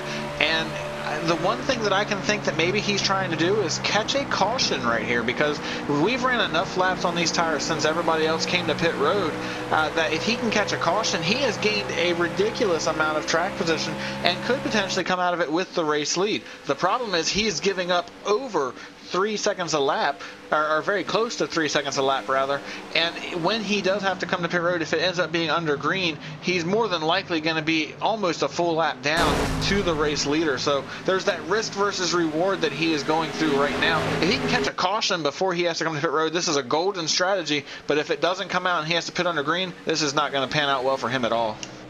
Yeah, about 2.253 seconds that time last time around was Daniel Eberhardt. He was about that much faster, so it's going to take a while, but those two, unless Grohula does pit, it's going to take a while for both Eberhardt and Boo to catch up to that leader, but they definitely will in time as well, because it's just, again, it just comes down to if this does works out like you said, if it does work out for Grohula and he gets a caution, then he's fine, but at the moment, not so much as well. The only good thing for him at the moment is that he's 37 positions up from where he started. And there he goes to pit road. And I was about to say the 7 car has finally made that dive to pit road, and so now unfortunately that strategy is not going to play out for the 7 car, as he's going to have to surrender the race lead and have to pit under green, which I'm sure is the exact opposite of what he was hoping for. But what that's going to do is eventually cycle through to put the number 90 machine of Daniel Eberhardt back to the point, and that is exactly where he is at right now. And Brandon Bowie is in second place. He's about a half a second behind him. And now the question becomes, can Brandon Bowie chase back down Daniel Eberhardt to try to challenge him for the race lead? That's going to be a big situation. And then the situation also becomes, as early as some of these guys pitted, can they make it to the end on fuel, or are they going to have to make one more stop before this thing's all said and done? Well, for me, again, just personal experience on racing these, about 45 or so laps, maybe 50 if you can just stretch out your fuel run enough. That's the maximum amount of laps that you can take. These drivers pitted about, what, lap 60 or so, so they have less than 30 laps to run. Well, scratch that, keep forgetting about the extra 5 laps for that 95 lap mark that we have, but yeah, about 30 laps to go right now. These drivers can pretty much just make it on fuel, maybe just a splash and go in case they do need it, or just to play it safe. Well, Brandon Bowie came in on lap 56 and Daniel Eberhardt came in on lap 57. That is less than 40 laps to the finish. So I think both of these guys are going to be okay to make it to the end from here. And things have gotten pretty spread out for the first time here tonight, which is actually kind of crazy, because for most of this race here tonight, we have seen some really impressive battles. And we do have, I thought we had a battle going on.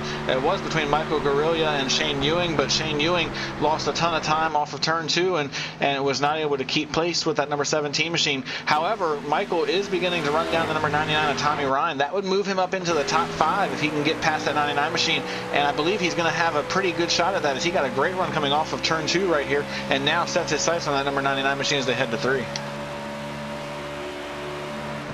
Last time around it was 5/10 faster with that number 17, so he's going to close that gap already here in turns 3 and 4. Last tires on that white line to the inside. Tommy Ryan gets a little bit loose and keeps it off the wall. Thankfully for both he and that 17 Guerrilla has now moved that 17 up to that 5th place position. Tommy Ryan has fallen back now to 6th place. Lap times between those two, well, again, just another 5/10 faster was that number 17. And I think that, again, is the advantage on tires. Tommy Ryan was on pit road so much sooner than was Michael Guerrilla. He was on pit road on lap number 50. Michael Guerrilla didn't come to pit road till lap 58. 8 laps on those tires is a huge difference between the two of them. And we got a nice battle going on right now between the number 45 machine of Carl Shedd and the 13 of Dwayne Vincent going on right now. That's for 10th and 11th position, I believe. Dwayne Vincent has the spot. Carl Shedd wants it. And these guys have been all over each other pretty much since the drop of the green flag. Carl Shedd started on the pole and fell back and has not been able to get back up there ever since. And now he's in the clutches of that number 13 machine as these guys are going at it. Yeah, looking to the inside is going to be Carl Shedd. Don't count out Harry Tiller in that 69 in the back as well. I'm looking at the lap times between those three, but unfortunately for Tiller, he's about 7/10 slower. So again, like you mentioned, just another another disadvantage for pitting a lot earlier than most of these drivers. So right now it's basically just a battle between the 45 and the 13. Both of their lap times were 45.1, I believe. Sorry, 38.9. So about 3 or so tenths of a difference. Looking to the outside is going to be Carl Shedd. That is your pole sitter. Can't get anything done as of yet. Last time around, Carlos Shed had a 40.224, a 40.255 for Dwayne Vincent, so just the smallest amount can still play into effect as well. As now we have about between the 43 and the 11. Brendan Bowie is finally looking back for that second place position. Sorry, that third place position. All over the back bumper is going to be Brendan Bowie. We've seen this earlier with a 90 as well, I believe. Bowie looking to the inside, turn 1. No, he's going to back off. Yeah, Dylan Jones has been trying to find his way through this field since the drop of the green flag. He started back in the 33rd position and has had to climb up through that mountain of cars all night long, and now he's in the second place. The problem is, with a little bit over 20 laps to go in this race, he's got a 1.5 second gap that he's got to run down to the number 90 machine of Daniel Eberhardt if he wants to have an opportunity to get his first victory of the 2018 season. Now the question becomes, can he do it? He has passed almost the entire field tonight, but now he's got to pass one more, and it's the most important pass he's got to make all night. But he's not done dealing with that number 43 machine of Brandon Bowie, because he is staying right with him and is trying to make a move for that second position back to see if he can't get that position back from him. But the problem is he just doesn't have the tires at this point. He pitted about 2 laps sooner than Dylan Jones, and while 2 laps may not sound like a lot, when you have tires that get wore out as much as they do here at Auto Club, it means the world of difference between speeds at this point of the run, and you can see that right now as here comes David Washington as well, trying to creep into the picture for a battle. This would be a 3-way battle for second, third, and fourth if these guys get going. Washington finally starting to catch up. I'm looking at the lap times right now. A 40 point, waiting for it to come in, 40.6, 40.6, and 40.5. So Washington's basically just an entire tenth faster than both of these drivers. We're going to be seeing Washington make his way by past Bowie, and Bowie, well, he's about 5/10 slower than Dylan Jones. Sorry, 5/10 slower, 500ths I should say, if I can correctly look at timing and scoring. So 500 slower is Brendan Bowie, and that's definitely starting to show as Washington is finally making his way up and has Ford Fusion for that third place position. Nothing yet. He's probably going to make this move out into turn number 1. Looks to the inside early on. Nothing yet. Can't really get there. Just waiting for that right one with David Washington. He's finally caught up to Bowie, however. He's definitely going to be looking for that third place position, and then soon after that second place position also. David Washington might be the guy these guys need to watch out for. I watched his lap times the last 2 laps, and then in the last 2 laps he has cut almost 3/10 off the race lead. The problem is he is almost 2 full seconds behind Daniel Eberhardt, and he does have 2 extremely fast cars and difficult cars to pass if he's going to be able to get to Daniel Eberhardt to have a shot at the race lead and potentially the race victory. But he's got a very fast car right now, and if he can find his way around that 43 machine and then find his way around Dylan Jones, you might have to look out for him, as he actually lost a little bit of time that last time by.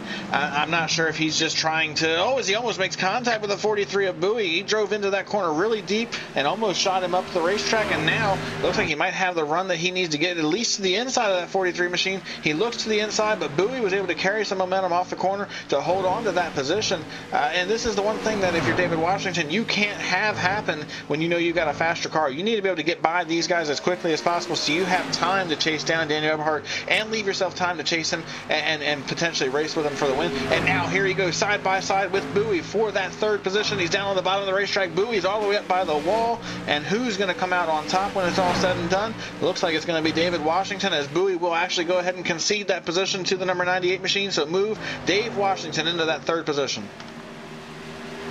Washington, I think, actually did make just a small amount of contact with Bowie just 1 lap ago and heading into turns 1 and 2 there.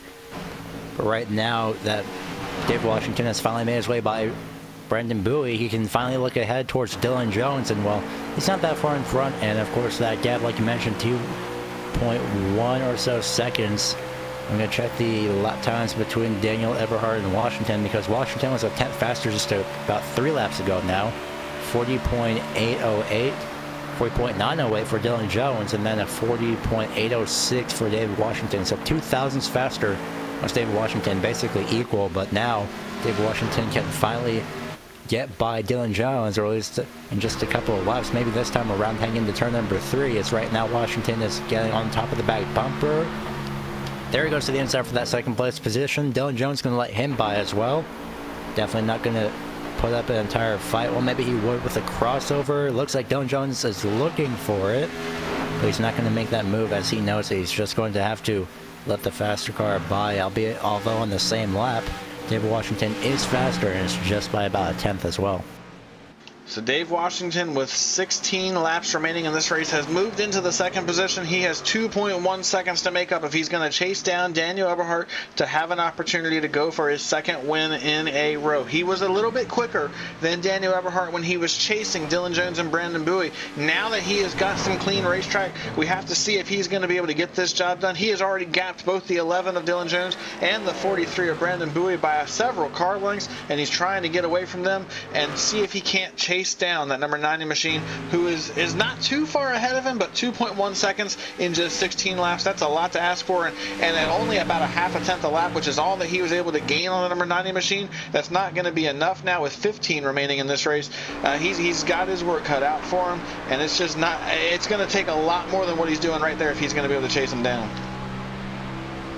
Yeah, even though Washington has the fastest top speed so far of the day with 211.2 miles an hour versus the 210.1 that Daniel Eberhardt had, right now their lap times are basically identical. 300ths faster last time around was Daniel Eberhardt. He's going to cross the start-finish line. 300ths faster was David Washington. My mistake as they cross the line once again. 40.744. for Daniel Eberhardt. David Washington, a 40.752. Again, just virtually identical lap time. So there's nothing really that David Washington can do aside from just try this best that I can. Now with 14 and a half laps to go, he just has to hope that Daniel Eberhardt makes a mistake. I just have to wait and see what happens with that. We do have a little bit of a battle beginning to shape up for the 4th and 5th position as Brandon Bowie has fallen into the clutches of the number 17 of Michael Guerrilla, who is also on 2 lap fresher tires than Bowie, and he got a great run coming off of turn 4 right there. They're going to be side by side at the stripe for this 4th position. Guerrilla on the bottom and Bowie on the top, and it looks like Guerrilla is going to make easy work of Brandon Bowie to move into that 4th position. So a great drive by the number 17 machine. He started in that 3rd position, fell back or in the middle part of this race, but now that we're getting down to it in this thing, he's starting to work his way back to the front, still 3.5 seconds or so off of the race leader, but beginning to work his way closer to some of these guys he can race with. Might have an opportunity to go chase down the number 11 machine of Dylan Jones as well, if he can keep up the speed that he's got in that car right now.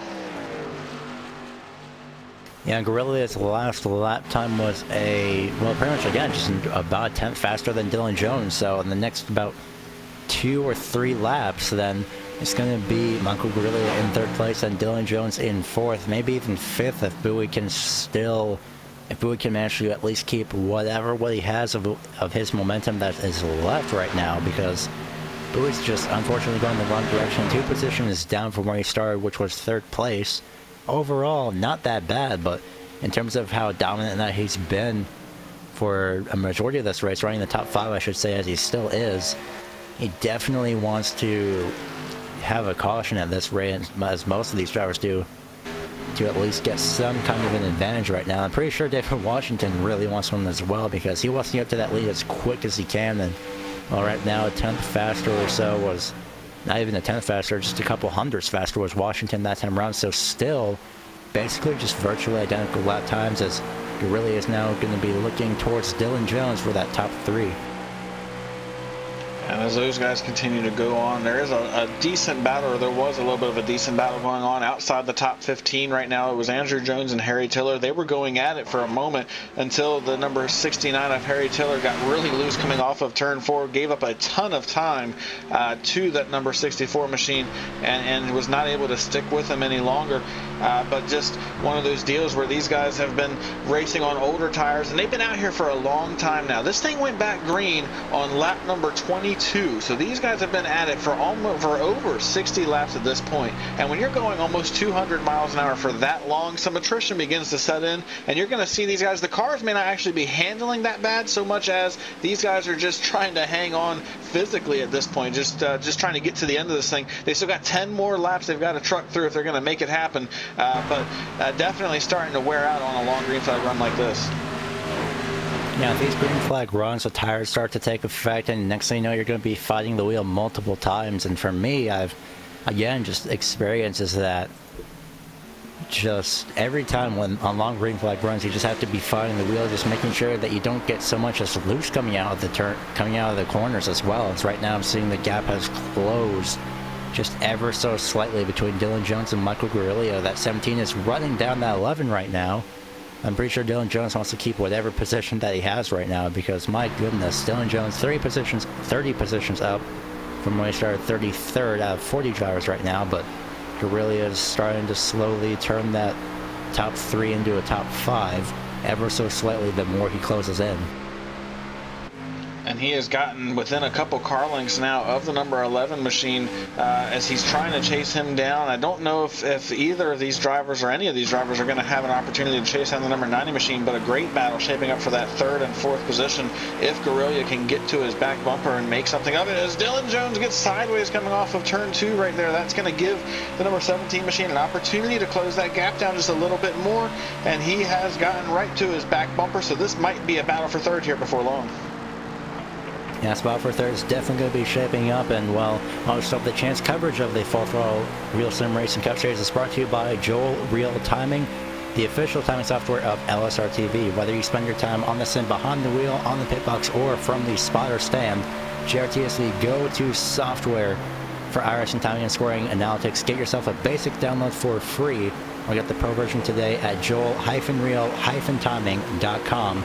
That is joel-real-timing.com. That's how both me and Brian can give you these lap times and pretty much the live deltas and timing and scoring of also pit lane times, pit stop times, and basically, as an example right now, Dylan Jones 41.139, 41.067 for Guerrillo last time around, and of course Guerrillo was just a little bit out of shape, but he still has a chance. He has about 7 or so laps to get that 3rd place position, and he's closed up that gap insanely quick just hanging to turn number 1.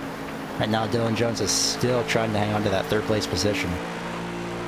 And you can see Dylan Jones has just been fighting for everything he's had here tonight. Again, he started back in the 33rd position and has worked his way all the way up to 3rd, and not the run that I think he was hoping for. I think he was really hoping to go get that checkered flag here tonight, but he's got an opportunity to still do something pretty incredible, to come up through the field like he did, and to be able to be in this position with just 6 laps remaining in this race is really impressive. But he's not done working right now, as that number 17 machine of Michael Guerrillo is going to make him earn that 3rd place finish if he's going to get it, as Guerrillo stays right on his back bumper, and at this point is just searching for a lane to try to find some speed to try to get around that number 11 machine to take that position away. And he backed the corner up going off into 1. Looked like he was going to try to get a really solid run coming off the corner. Didn't quite get the run that he was looking for here, as he's still about a half a car length behind him. Looks like he's trying to intimidate Dylan just a little bit as he moves down a half a lane on the backstretch, but he's not able to get there, and he's once again just going to have to try to stay in his tire tracks at this point and maybe try to force that 11 machine into a mistake. 43 Brandon Bowie falling back once again. Carl Shed is now made his way to the inside of Bowie as well. Chris Curlow, I should say, has made his way around the 43 of Brandon Bowie to the inside as Carl Shed doesn't have the momentum as right now. He's still to the inside. He's finally managed to get a nose into the inside. Now side by side even, and Bowie is just going to back off and accept that 8th place position that he is now in. And I think Michael Guerrillo got loose out of turn number 2. He did actually. It looked like he was coming out of turn number 2, and well, he got loose out of turn number 2, nearly lost it. Amazing save by him. And 4 laps to go, and it's still like Michael has not lost any time between he and Dylan Jones. Let me tell you something. When Michael Guerrillo got loose off of turn 2 right there, I think most of the people would have said, okay, he's going to the inside wall. But he stayed in it, kept his foot in the gas, and took control of that car and was able to keep it pointed in the right direction. And what an incredible save. We've seen a few of those here tonight, but what an incredible save by the number 17 machine. And he didn't really lose a step in it all. He didn't fall away too far behind Dylan Jones. Still only about a car length and a half off the back bumper of that 11 machine. And as they come around to just 3 laps remaining in this race, he's still got an opportunity to try to challenge challenge for that third position and see if he can't move up one more spot before it's all said and done. And for David Washington, it's going to be a case of just not enough time. He's down to 1.8 seconds behind Daniel Eberhardt in that second position, but with 3 laps remaining, as he actually cuts about a 1/10.5 off right there, it's just not going to be enough. Without a significant mistake on the part of the number 90 machine, he's not going to be able to get there, and it's just going to be one of those deals where he's just going to run out of time. Yeah, about now to 1 point. It was 1.6 on the front straightaway, now just barely hovering below 1.7. Now it has to that. That's right now. Guerrilla and Jones still, more like Guerrilla in that 17. He's trying to fight it. He's trying to fight that number 11 of Dylan Jones right now for that third place position. But I think Guerrilla has, as he gets loose coming out turn number 4. So is David Washington as he went down to the inside, way down to the inside to pretty much the bottom, second to bottom lane. Coming out turn number 4, I saw Guerrilla get a little bit loose coming out turn number 4. So unfortunately for Guerrilla, I think getting loose after turn number 2, although he did keep his momentum, that may have shook him up just a little bit to the point where it set Guerrilla off of his rhythm just a little bit. But right now, though, for Daniel Eberhardt, he can pretty much relax as he's coming out of turn number 4 to get the final lap, the white flag. At 1.9 seconds, a little bit more than that right now. It looks like it's going to be about 2.2 seconds as he comes to the stripe. White flag in the air for the number 90 machine. He's got to complete 2 more miles, and he's going to get his second victory in the 2018 season. A 3-way battle for second, third, and fourth right behind them. These guys are trying to find something. Guerrilla runs very high going into turn 1, just looking for an opportunity to try to take something away from Dylan Jones or David Washington, and they're all single file as they head down the back straightaway for the final time. And as that all goes on, Daniel Eberhardt just needs 2 more clean corners through 3 and 4. He's got a lap car ahead of him. Doesn't look like it's going to be an issue. And as he comes off of turn 4 for the final time, Daniel Eberhardt's going to be a 2-time winner in the Full Throttle Cup Series. As he slides coming off of turn 4, going to make it exciting for us. But to the checkered flag, Daniel Eberhardt wins at Auto Club. What an incredible drive. And on the last lap as well, Dylan Jones was on the back bumper of David Washington for that second place position. Couldn't get anything done, but amazing save by Daniel Eberhardt coming out of turn number 4. I was thinking, well, if nothing else could get him, he could get loose out of turn number 4 and lose it. He did get loose out of turn number 4. He did lose it, but he did manage to save it as well. Congratulations to Daniel Eberhardt, your second winner of the season's first repeat winner as well. What an incredible drive by the number 90 machine. Started on the front row, had an amazing battle with the number 43 of Brandon Bowie earlier on in this race. And when it came down to the green flag pit stops, he was just able to get on and off pit road cleanly, and he managed his tires at the end of this thing. If you look back, when they came off of pit road, him and Brandon Bowie were pretty much even with one another, and at one point, Bowie was actually ahead of Daniel Eberhardt after the green flag pit stops, but Bowie did not manage his tires, and as a result of that, actually, he had an issue on the last lap, and he fell all the way back to 15th, almost 21 seconds behind the race leader. He was not able to hang on, and even before that, he had fallen about 7 or 8 seconds behind, but Daniel Eberhardt was able to come away with it, and he is down on the front stretch celebrating his second victory of the season as he is doing a nice burnout down there on the front stretch. Yeah, a few other drivers coming to join him, the 88, the 98, and nope, sorry, that's the 98 and the 11 of Dylan Jones also just join him on the start-finish line. Most likely for what I would assume to be a team photo. That's Andrew Friednars and the 88 who finished in 30th. Probably just giving Daniel Eberhardt just a little bit of a congratulatory wave. And as these guys celebrate down on the front stretch, we're going to step away one last time, and when we come back, we're going to catch up with our race winner as well as the second and third place finishers here tonight. Daniel Eberhardt wins at Auto Club, and when we come back, we'll be talking with him in Victory Lane. Stay tuned. This is LSRTV, the home of sim racing.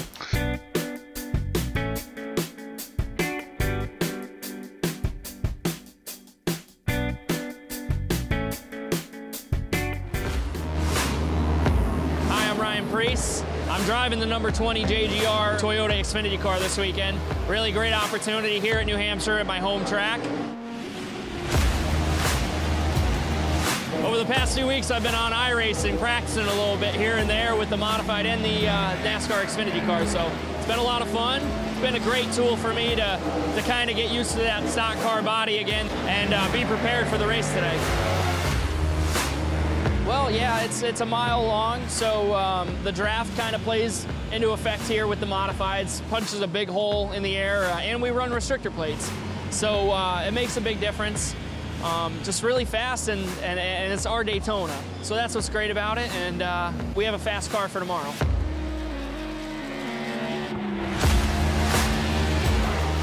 I think the biggest thing is they're heavier cars. The tire's a lot different, and the way you go about setting them up's a lot different. They use all 4 tires more than a modified, where we typically drive off the right rear, you know, so. Well, actually, it's funny. I raced NASCAR race in 2003 before iRacing came about, and then when iRacing came about, my friend Kevin Iannarelli, who works at iRacing, kind of told me, hey man, you need to switch over to this, and when I did, I was like, oh my God, this is like real life.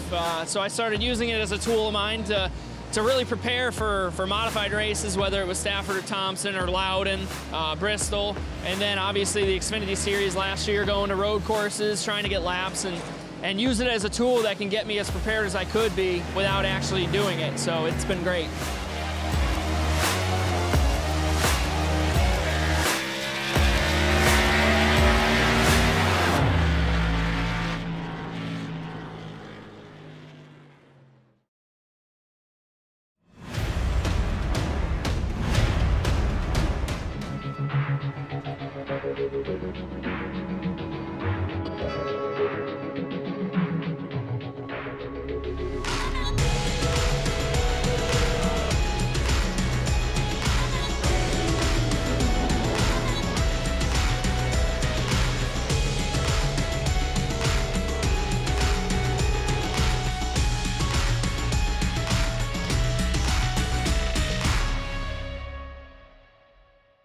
This broadcast is the copyrighted work of LSRTV, and it may not be rebroadcast, retranslated, or used in any form without the express written consent of Live Sim Racing L.L.C. and iRacing.com Motorsport Simulations. LSRTV would like to thank you for your support, and we hope you enjoyed tonight's broadcast.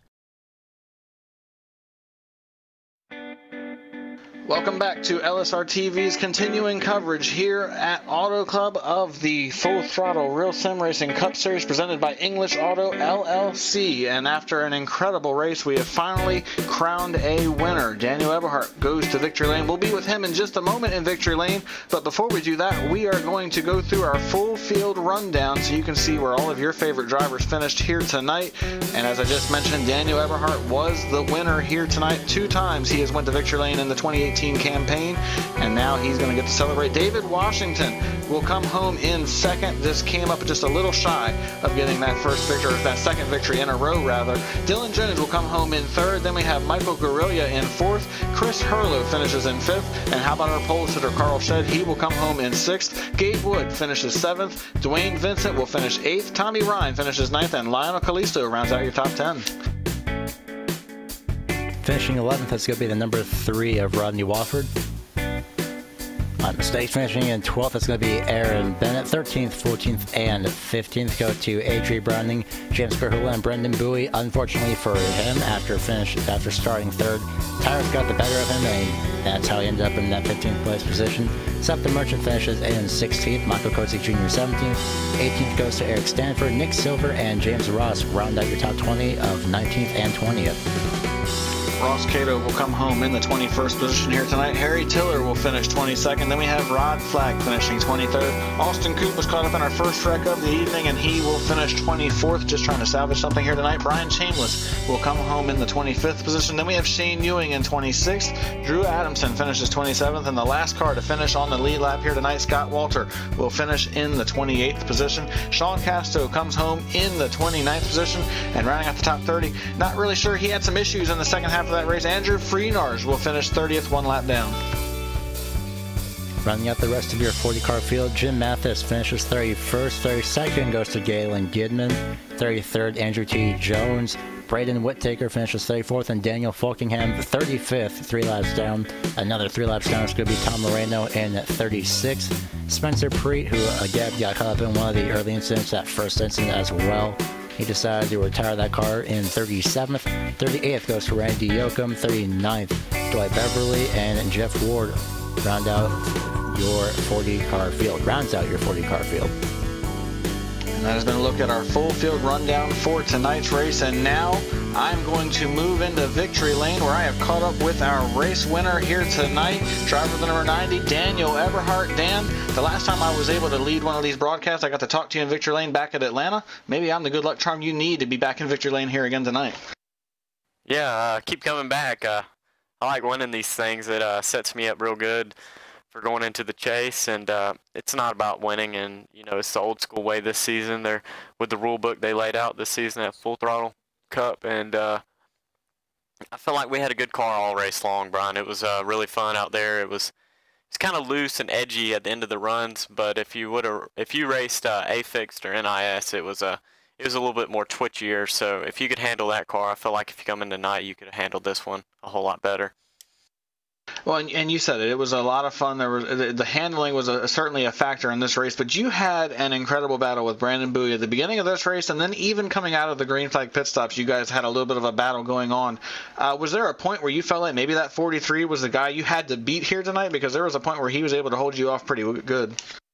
Oh, heck yeah. Bowie was fast all night. I really thought when he was on 2 tires there at that one pit stop, and then we had that long green flag run to end this thing, I thought he was really going to be the guy to beat. I couldn't fight him off, and he kept, crossing over each other, and I was just like, okay, here, you just take it. So I took the apron to just give myself a little room and just calm down a little bit and then hit my marks. And I knew finally about 20 laps into that run, his tires would really start going away. But there's a couple guys out there tonight. I thought if Dylan would have qualified good, he would have been a force to be reckoned with. Dave was a force all night, and if Andrew didn't get a speeding penalty, I felt like all of us we had something. But Bowie was the class of the field. He had a good car until he just burned his tires up at the end.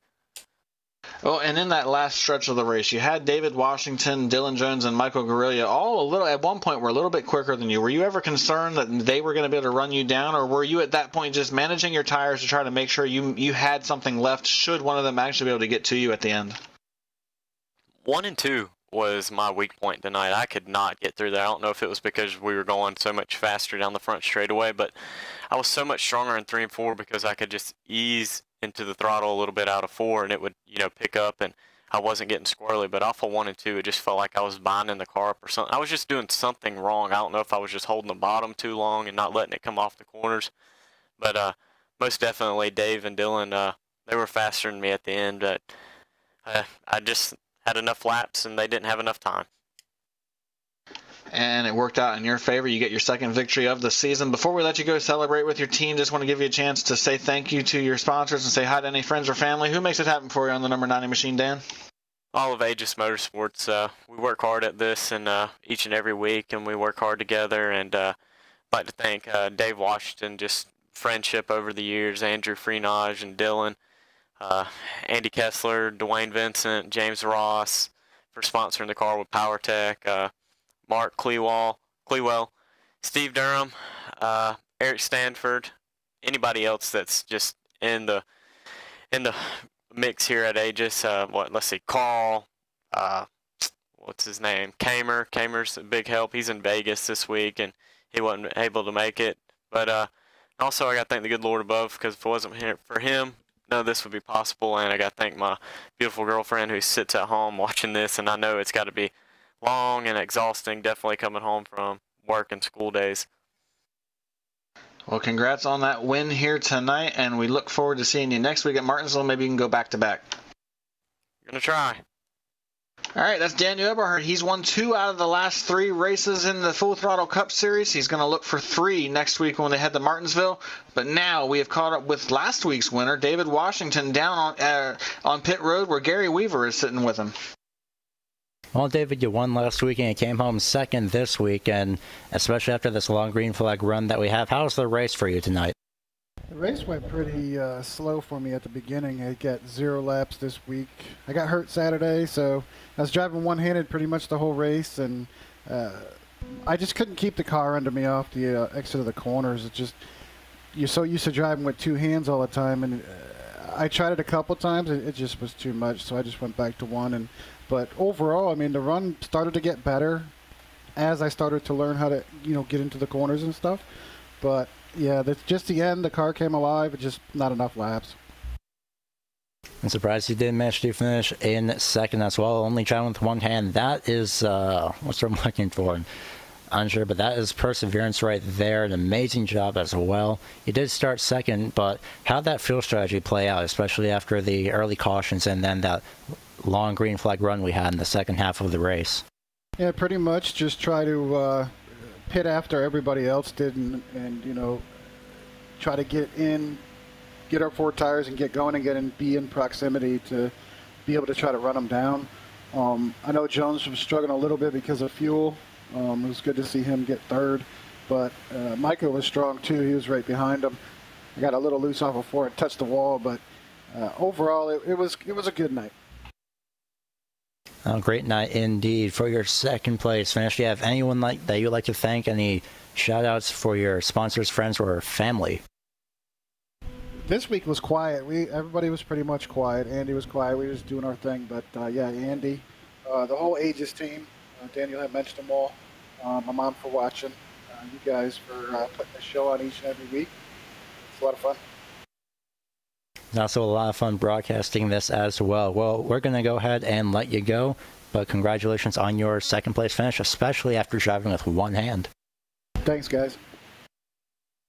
Well, that was second place finisher David Washington, and I've also caught up with the third place finisher Dylan Jones. Well, Dylan, you managed to finish 30 positions up ahead from where you started. I'm pretty sure that was very unexpected of you as well, but 30 positions up, definitely the biggest move of the race. How was that car handling out for you tonight? Car's pretty good. I guess picking up all those spots, it's pretty cool. The race didn't seem like that for me. I was kind of a boring race for us. We just methodically worked our way through the field. It was pretty uneventful for us until the end there, where the crew chief decided we're going to try and save ourselves some time on pit road and shorted us 2 laps on fuel. I guess I got to get him a new calculator or something, because we spent the whole last run there running 3/4 throttle down the straightaways. It killed our chances of ever getting anything for Daniel there, but after all that, come home with third. I guess I'll take it.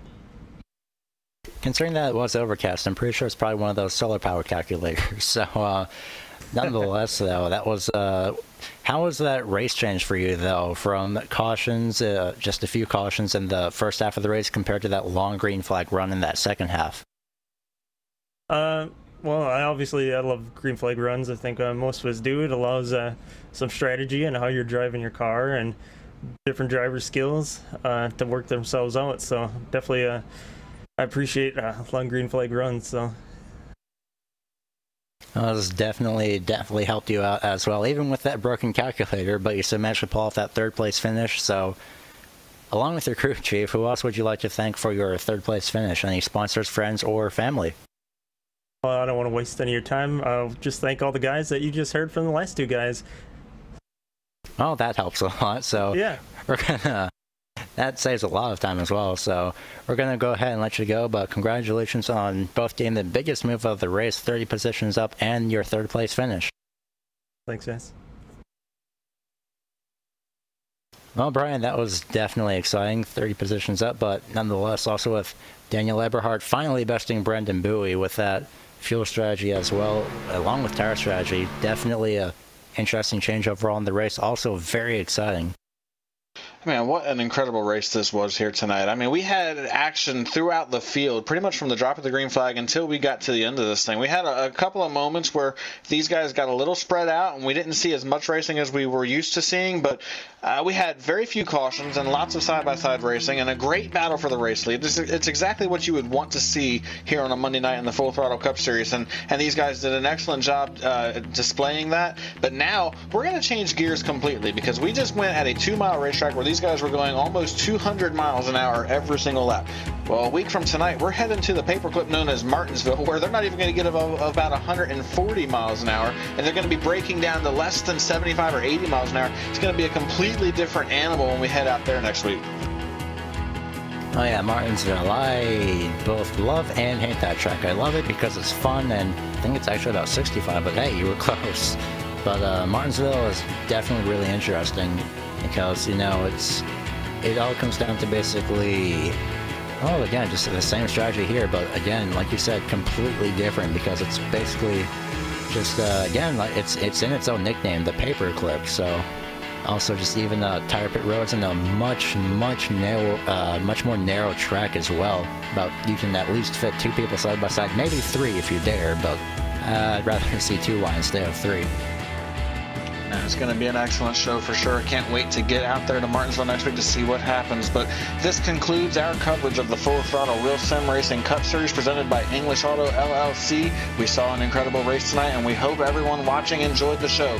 Huge thanks to my partner tonight, Gary Weaver, sitting up here in the broadcast booth and putting up with me all night. And, of course, to our talented producer, Cisco Scaramuza, for putting in all the hard work that translated to the product you guys get to see every night here on LSRTV. And, of course, tonight's race could not have been possible without the hard work from our race director, Kyle Barnes, who sits up in the control tower every Monday night making sure things are going smoothly.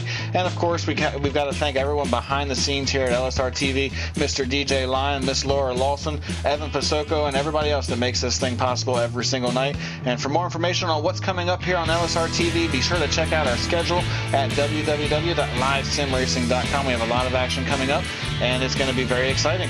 And I am Brian Macklin. We will see you next week live from Martinsville. Have a good night, everybody.